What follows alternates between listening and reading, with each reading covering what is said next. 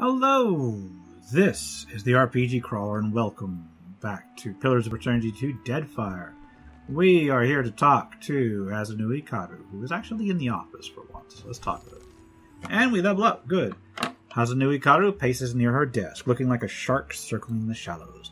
She clenches a long, elegant pipe between her teeth, the smoke trailing an acrid wake behind her. She looks up when you enter and favors you with a brief nod of acknowledgement. The former Lord of Cadnua and one-time terrifier of Harbour Masters. If Dockside tales are to be believed, she smiles briefly through the smoke. You have not brought much good news of late. Her pensive look returns. So, in addition to pirates, profiteers, and slavers, the Deadfire has a vengeful god roaming its waters? She bites down harder on her pipe.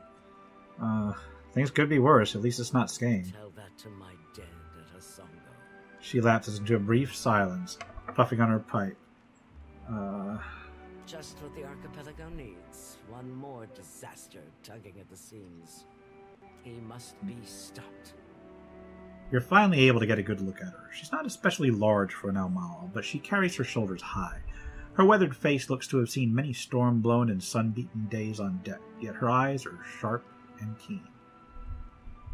He's a giant made of living Adra that can absorb souls in an instant. Got any ideas?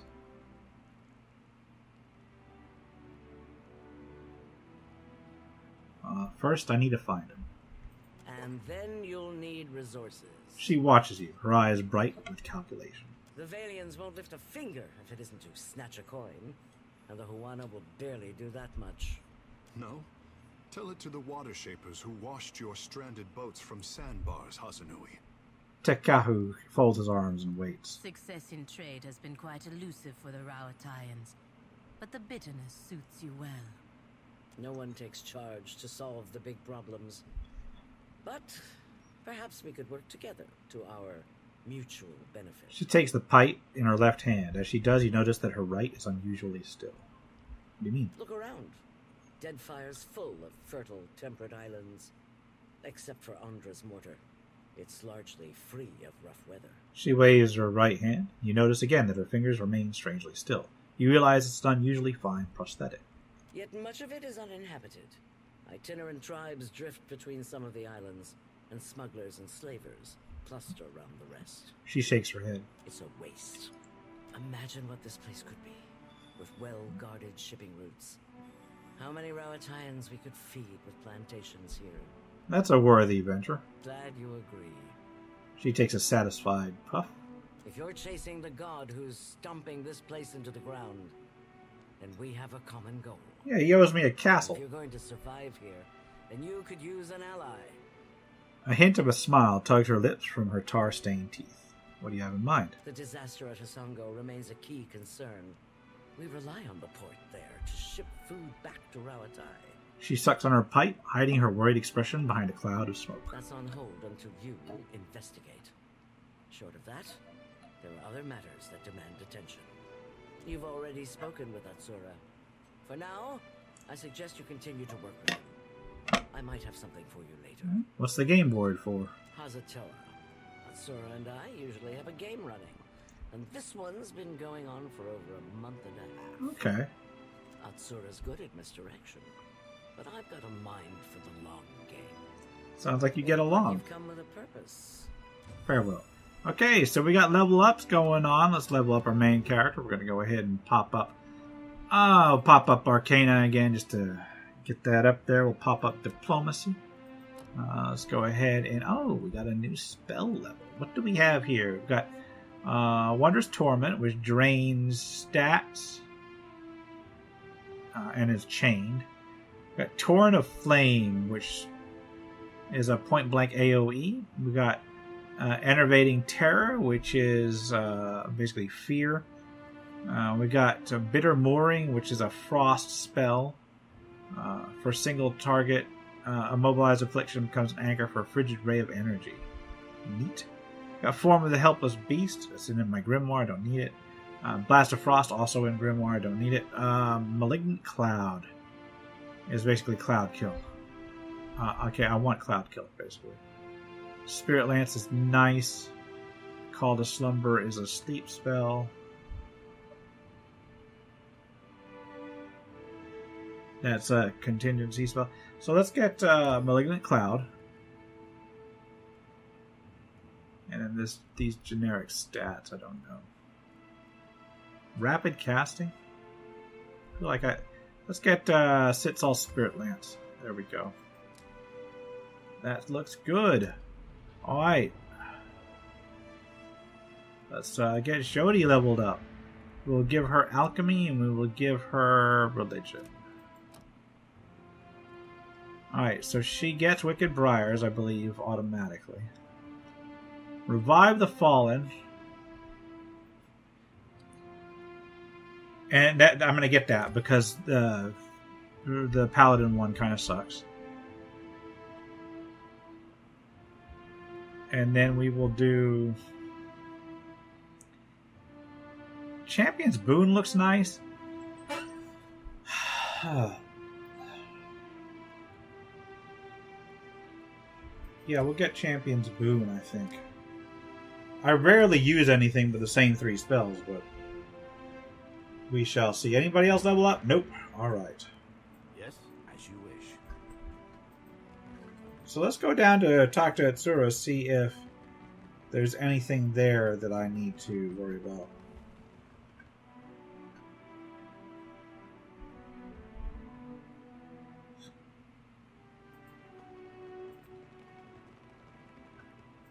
Clear skies. Alright. What exactly is the Brass Citadel?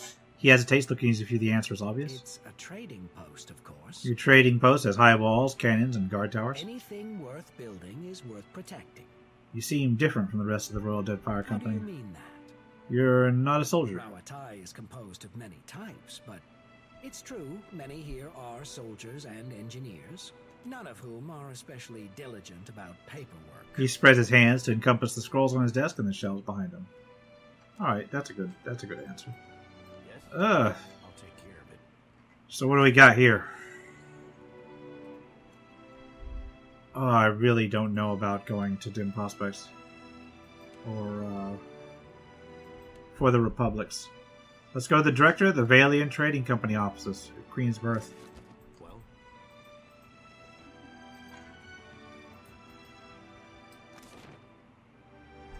Yeah, I don't need to go to jail, thank you very much.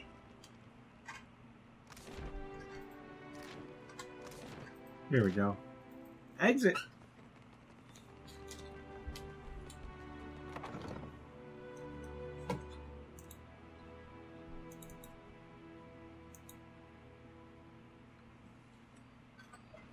Alright, well, can we get this stuff? Ooh, we haven't looted this. Which means we haven't been this way. Probably because there's nothing freaking out here. Wait, there's an orphan dog! Yoink! Put another dog in the bag.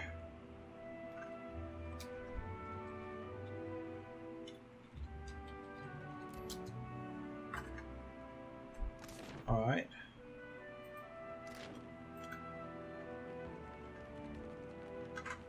Let's go along.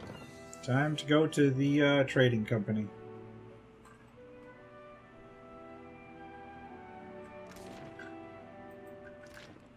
To the gullet and then passed on into the town.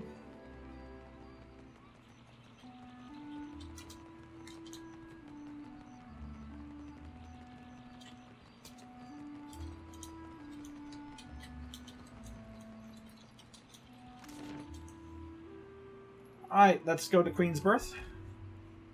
3 freaking hours. Look, all the way up. All of this could be, like, if you put, like, a little ferry across there, you could make bank, saving people, like, 3 hours a go.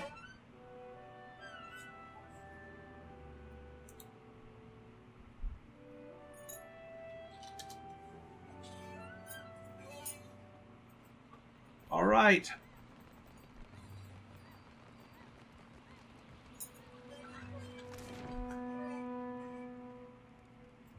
Let's go to the... not in the North Road. Where am I going? The Valiant Trading Company headquarters down here.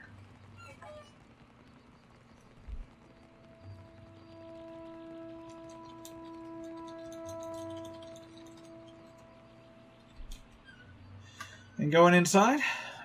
We can summon the god.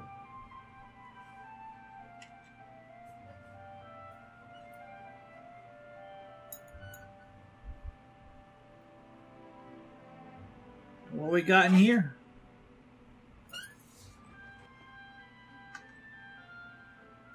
A lot of stuff I can take. I'm gonna yoink this.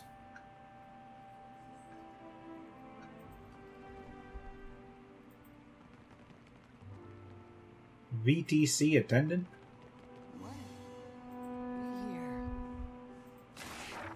Ooh, I will be taking all this. Thank you very much. Stealing those is stealing, but just grabbing stuff off the shelf? That's not. Apparently neither is this. Or this. Oh, now you say it's company property. Okay. Governor's bodyguard. Let's try and go in here. Theft, theft, theft, theft. Alright, let's go over here. Open this door. What's in here? Anything useful? Nope. Is that a bathroom? Yeah. Head upstairs.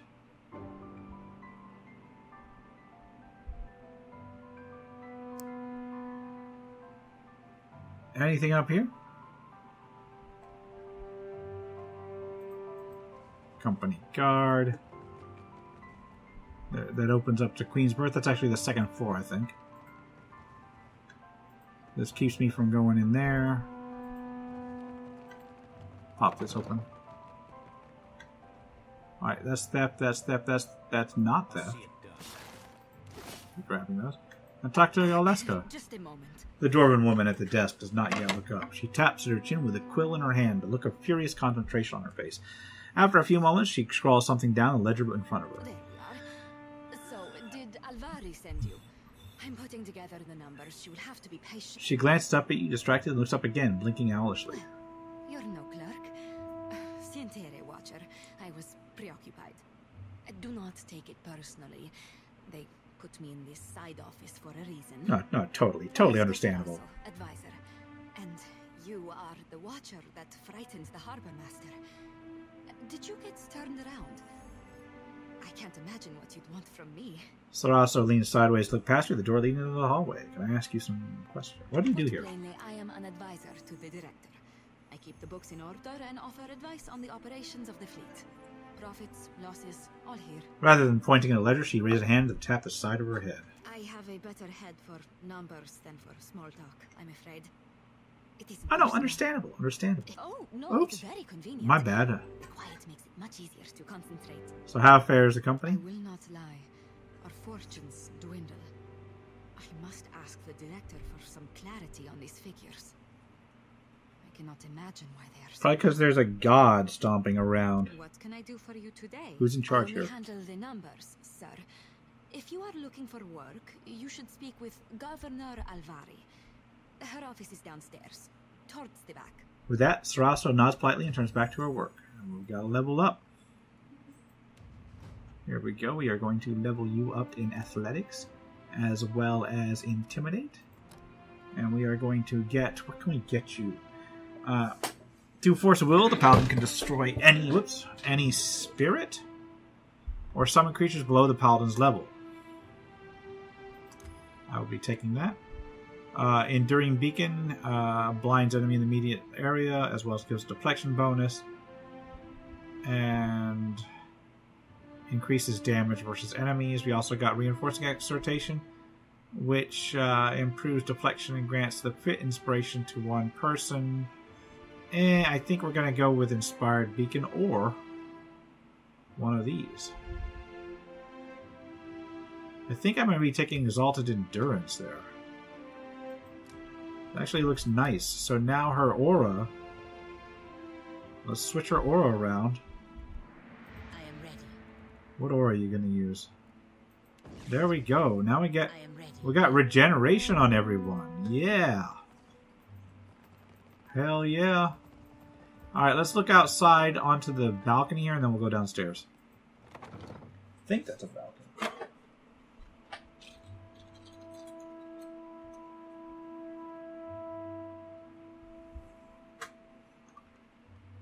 Okay, we're going to grab this. This note appears to have been quickly jammed onto this bench as it's slightly crumpled. It's covered in what seems to have been failed attempts at amorous verse, including ill-advised rhymes for helm and sword. Yeah, I'm going to be grabbing all those. I will grab this, and I will grab this dog. Yoink! Stuffing another dog in the bag. Just got a bag full of pets. Just all stuffed in the party stash, squirming and barking.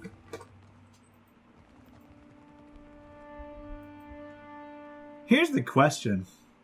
Shouldn't those count as like emergency rations if I run out of food and water on a ship voyage? I think they should. Talk to the governor's bodyguard. The guard holds up a hand, appraising you in a few sweeping glances. I've just come from Port Maje, Governor Clarios, just on my fine work here. You are in luck. The governor is between meetings. Go on in. Alright, sure thing. Should I grab this? Joink. Alright, let's talk to Nueva Alvari.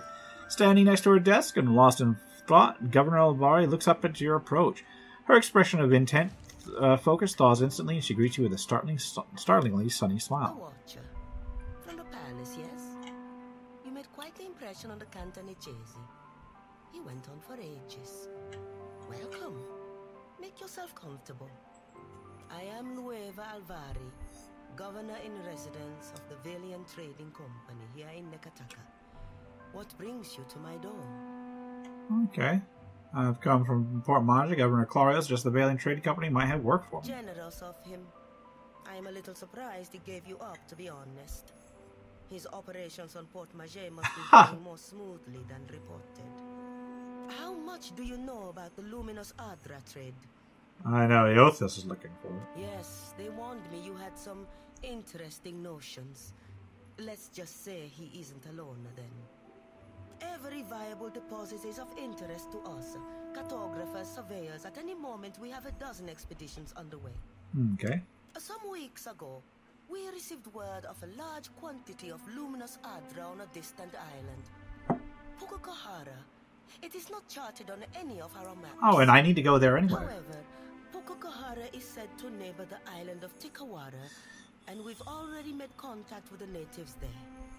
We dispatched an expedition to Tikawara with instructions to locate the Adra site and determine its value. And have you had her back? Our people have neither Nope. returned nor sent Classic. a word on their progress. Alvari spreads her hands in a gesture of helplessness. We are too long delayed, and someone must finish the job. A watcher can determine if there is essence in the Adra, if it is worth the trouble and investment to remove it. Information for which we are willing to pay. Intellect 13? Diplomacy? If I'm to sail to Tikawara, I'll need to purchase supplies. Yes, I take your meaning. Here, a taste of what's to come. Thank you kindly. This will be of some use to you, I think. It entitles you to act as a commissioned agent of the Nice. Valiant Trading Company. Present it and you will be recognized as such. Alvari presses the document into your hand. You gain the Valiant Trading Company writ of commission. Until then, I believe we're finished. Yep. Return here once you have word of our agents and our prize. Oh, and take care upon the open sea. There are greater hazards in these waters than a few pirates. Understood, Alvari. We will be back At once. with information. But for now, we will head out to Queen's Birth. So, are we done picking up quests here?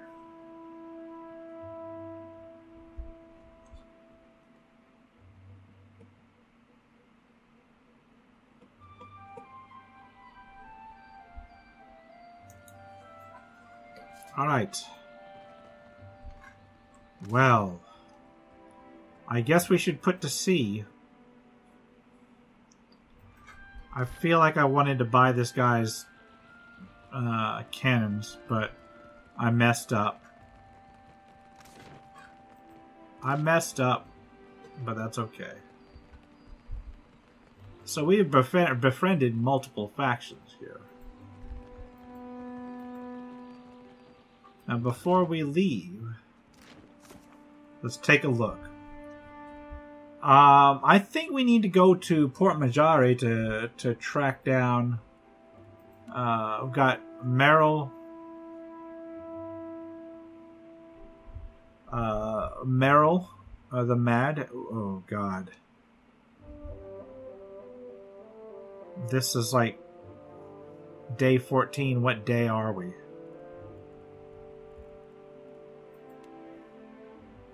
It's been days and days ago. Okay, southwest of Port Majare. So we've got to look for Asia and Meryl. Anything else near Port Majare? So there's a southwest. I believe that's towards Port Majare. What else?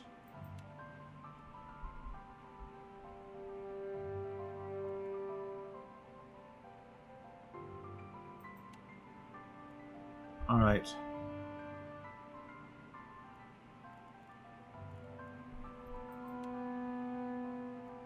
So the Karatub Channel southwest of Nekataka. Okay. That is the closest. Let's go there.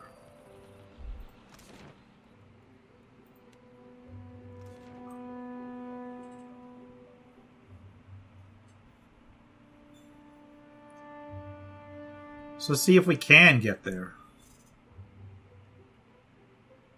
Southwest.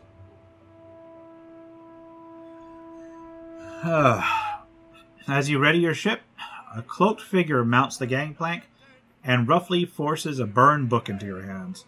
They turn and depart without a word. Let's read it. The burned book of law. The binding of this tome reeks of smoke.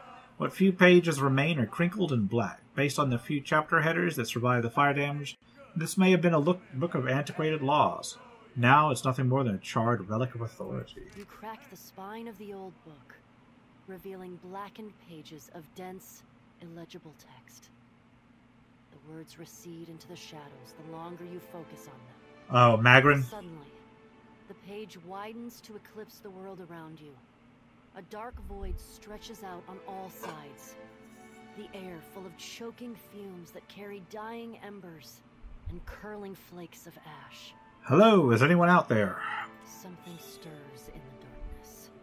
An old woman steps Magrin. leering down at you from on high. Her smile is toothy and cruel. Her cheeks warp around it like melted candle wax. I'm so glad that my messenger tracked you I down. know, Wodica. These days it's impossible to find good help. Wodica?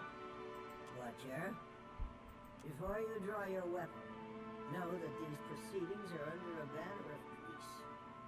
If this was a trap, it would have already closed around you. Okay. While Barath whispers in one ear and Aethys shouts in the other, I thought you could use a more seasoned perspective to drown out the noise. I'm intrigued. Let's talk. Don't you find it unusual how open and accessible my siblings have made themselves? After millennia of subdued whispers, now they practically scream their intentions. Yeah, it's probably because they're realizing they're going to have to put up with some crap. And isn't it strange how we never bicker unless a mortal is watching? Gods are a dramatic bunch by nature. By necessity, in fact. But that's hardly the point. If we still possessed our glorious titans, my siblings and I would have put an end to Aethys and his rampage by now. Oh, so those they each had one of these, right? While we are powerless to stop him, some of my kin wish to observe how mortals respond to this threat. They think it will shine a light on the value of our patronage. Might prove that you're worthless. Have we raised you well enough to be self-sufficient? Or must we return to Eora and impose some corrective measures? And if we prove ourselves, what then? What indeed? That would depend on which of us you ask. A cross-section of society has converged on the Deadfire. Some of my kin are of an opinion that we are meant to judge mortals mortals on the basis of their performance, while the rest of us have already made up our minds on the matter. So why do I get the feeling you're trying to convince me of something? Judge for yourself. But I think you'll find my intentions are more straightforward than you think. Says Wodaka, whom I believe was the goddess of secrets. When we ascended to godhood, we did so to provide for a savage people. Our goal was to craft a society whose values were made to last. Perhaps even a society that had no need of us. A naive fallacy, but one that inspired my optimistic, misguided kid. Indeed. How you and your allies counter this threat will demonstrate whether you are competent enough to guide your own destinies, or if we need to revise our strategy. The soft-hearted among us are counting on you to win this existential wager. No doubt, Aether shares their sympathies. I do not. We exist to rule over mortals. Nothing can change that. Except, the death of the gods. So now you know the truth. I assume you have questions. Alright, why do you choose to confide in me? Whether knowingly or unintentionally, you seem to find yourself on the vanguard of change. Mortals like you come but once in a lifetime. Some would react poorly if I stripped mortals of their freedom without giving them a chance to plead their case. You have the honor of standing tall as their advocate. Well, that's good to know. Before I return to Eora and assume my position as your deserving tyrant, you have this opportunity to prove me wrong. To demonstrate whether or not mortals are responsible enough to claim their future. I see. Mortals have precious little time to decide for themselves. Will they stand together as one, or swallow their pride and bend the knee? I have every confidence that you would disappoint us. Once my position is upheld, the undecided among the gods will embrace my plan. Alright, has your opinion of mortals changed at all? Nothing you've done has tarnished it utterly beyond repair. You may congratulate yourself on that much, at least. Alright. You think my actions can prove the point about mortal society? Prove it or disprove it, yes. I never agreed to this arrangement, but if your example demonstrates mortal ineptitude, as I trust it will, then Remind me to doom Wodaka as soon as possible. an assertive minority of gods believe that your choices will prove the value of their wild optimism. As if mortal collaboration and ingenuity are endorsements of our leadership. Then there are those of us who know better, who are not so easily convinced. Kith are vulnerable, unless they submit to the destiny we chart for them. Thinking otherwise can only breed dissent and chaos. Tell me about this enlightened society you once wanted. It was an ambitious plan, our utopia. Perhaps too ambitious. We ascended to power, responding to a need inadequately satisfied. Assuming these roles gave us the authority to mold Eora over time. I keep accidentally hitting tilde And lay the groundwork and opening the console. yet to come. On the outset of the plan, some believed that mortals would outgrow us, as if that was a favorable outcome. To me, our eternal pantheon was always its critical fixture. She needs to go down. This was one of those who supported mortals, while I have always been their most vocal critic. Doesn't this social engineering plan seem counterintuitive? You mean gods crafting a godless world? Naturally. My siblings desired to influence mortals and steer them in a proper direction, even if that direction led to places we could not follow. I have no intention of being left behind. Society would unravel without its queen to impose strict order. How would you have even recognized that ideal society? A self-defeating question, and one which I posed often. We assumed that they, whoever they were, would reveal themselves to us. Rational government would rule in our stead, leaving churches vacant. Thanks to Aethys, we're pulling the dough from the oven before it's had a chance to fully rise. You unfortunate bastards never had the chance to prove me wrong. What do the other gods tolerate your opposition? Opposition can take many forms. If a church embraces and weaponizes my doctrine, that is very different from me rampaging as a titan. Aethys is not known for subtlety. Twice now, he has contaminated the purity of our experiment, and done so with extravagant displays that undermine our authority. Andra dropped a moon on you. What do you call that? Impulsive. I am the counterpoint to the soft-hearted. It makes no difference if mortals pass some arbitrary test. My mind is settled on the matter. Regardless of my feelings, the timing of this crisis forces us to accelerate our schedule. Final judgment comes sooner than any of us would prefer. What happens if someone proves you wrong? Our pantheon found that mortals had cultivated a perfect, lawful system to purity. I would not voice a word in protest. I would merely stand aside and await the inevitable collapse. Indeed. Mortals need us. I know this as well as I know myself. Even a lawful and responsible society would be poised to collapse as long as its architects and strongest adherents were mortal. Any satisfaction that my siblings derived from their little experiment would be short-lived, and it would fall to me to clean up after their mess. I suppose every plan needs its critics. Indeed. A little opposition is healthy. One cannot make heat without friction. Make no mistake, Watcher. In this, I cannot be proven wrong. Alright, nice chat. You have learned much already. Only ask if you are ready for the truth. I want to talk about the wheel in your rise to godhood. The wheel is our shared responsibility, and each of us serves it in our own fashion. I am the axle upon which the gods balance their power. Aethys keeps the wheel in motion.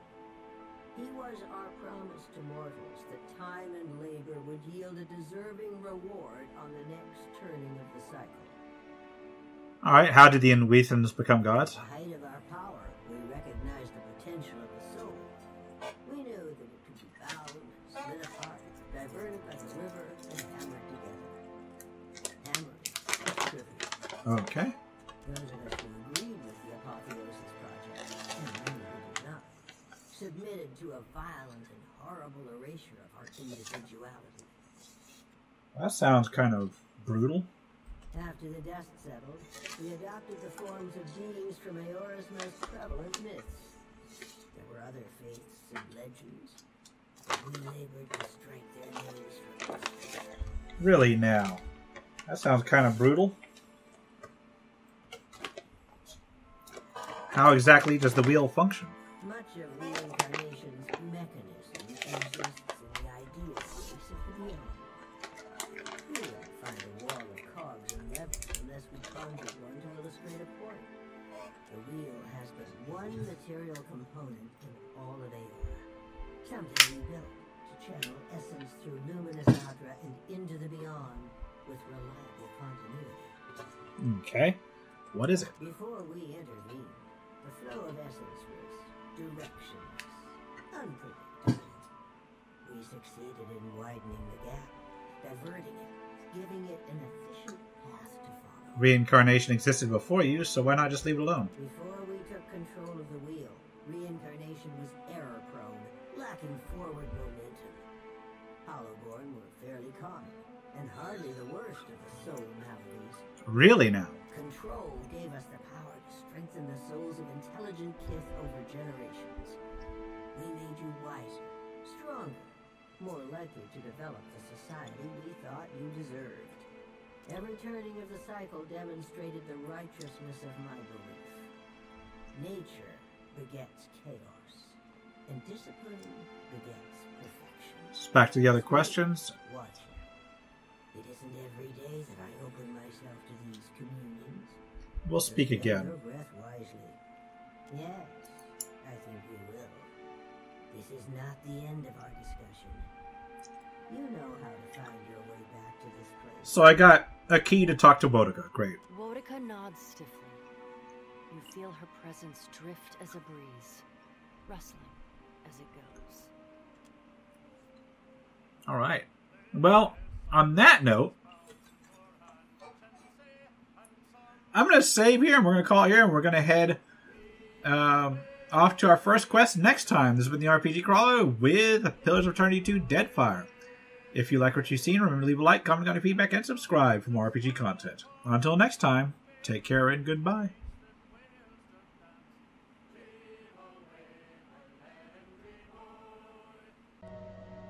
And if you are still watching, I would like to take the opportunity to thank my supporters, the top tiers of which are listed on the screen, without whose support I would not have been able to offer the variety of content that I have on this channel throughout the years. If you're feeling particularly generous and would like to join them, you can support the channel. There are a variety of options to do so. I have a Patreon, a Subscribestar, as well as channel memberships enabled. If you are not in a position to contribute, simply leaving a like, a comment, or sharing my videos are all wonderful ways to help the channel grow without spending a dime, and are all greatly appreciated.